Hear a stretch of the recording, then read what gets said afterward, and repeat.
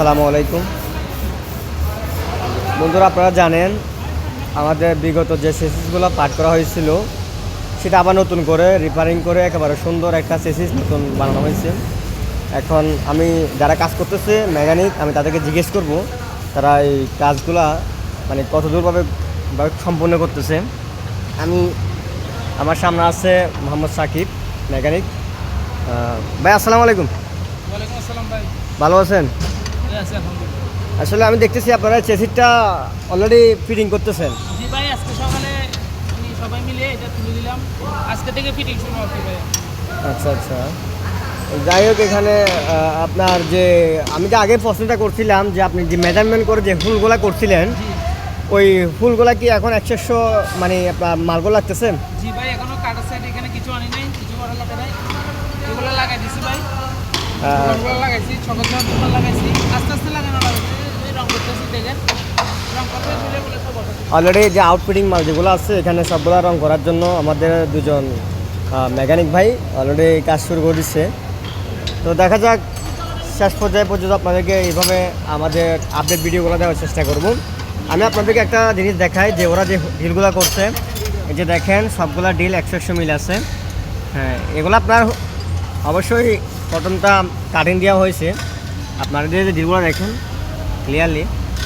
তো দেখা গেছে ভাই আপনাদের এই আউটফিটিং মালগুলো লাগাতে আর কতদিন সময় লাগবে?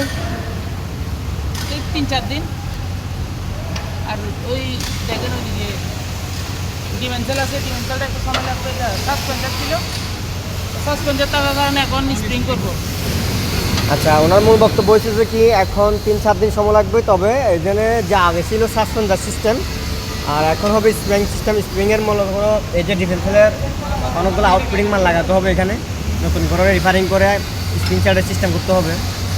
তো আপনারা জানেন একজন মেকানিক চাইলে একটা গাড়িকে অনেক আপডেট করে কাজ করতে পারে। দেখেন প্রত্যেকটা কাজ একেবারে নিখুঁতভাবে করা হয়েছে এখানে।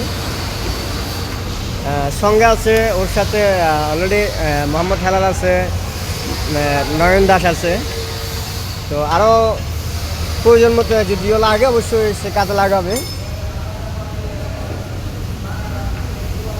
আচ্ছা, আপনারা যে এই যে বল্টুটা এই বল্টুর টার দিচ্ছেন, এটা আপনার কত মিলি টার দিচ্ছেন?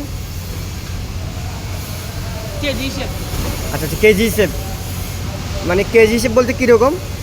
মনে করেন এই যে আমি শক্তিটা দিচ্ছি, হ্যাঁ, কত কত কিলো শক্তি মানে প্রয়োগ করতেছেন?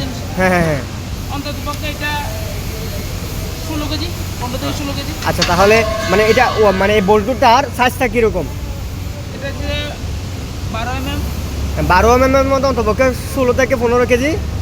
না, এটা হচ্ছে মনে করেন অরিজিনাল বল্টু। হ্যাঁ হ্যাঁ হ্যাঁ, অরিজিনাল হচ্ছে এটা 20 কেজিও ওয়েট দিতে পারবে। আচ্ছা আচ্ছা, আর বাংলা বল্টু যেগুলো এগুলো 5 থেকে 8 কেজির মধ্যে কি কাজ শেষ, তাহলে চুরি চলে যাওয়ার মধ্যে ভেঙে যাবে।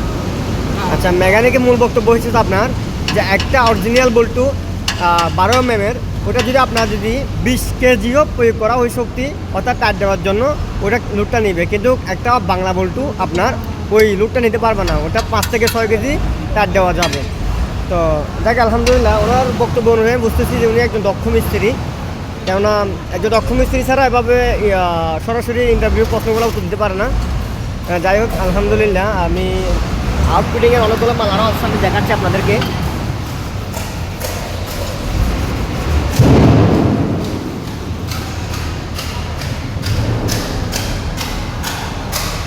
এই যে সামনের শোটা দেখেন, আমি দেখাচ্ছি আপনাদেরকে।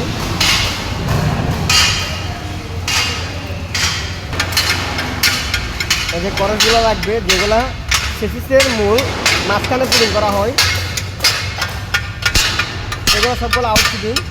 এই মালগুলোর উপরে বিভিন্ন মালগুলো লাগবে।